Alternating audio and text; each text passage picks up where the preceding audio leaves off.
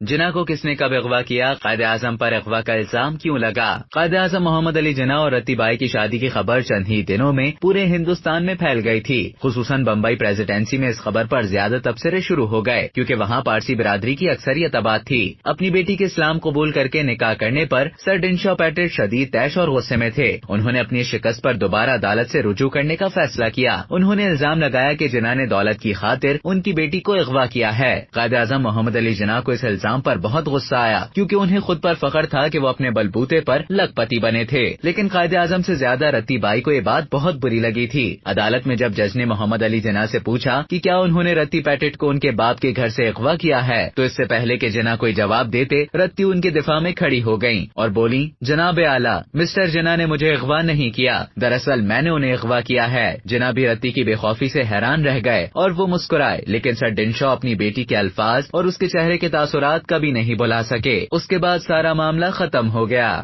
اب تک کے لیے اتنا ہی۔ مزید اسی طرح کی دلچسپ معلومات حاصل کرنے کے لیے ڈیلی جنگ کے YouTube چینل کو سبسکرائب کریں اور فیس بک کے پیج کو لائک کرنا نہ بھولیں۔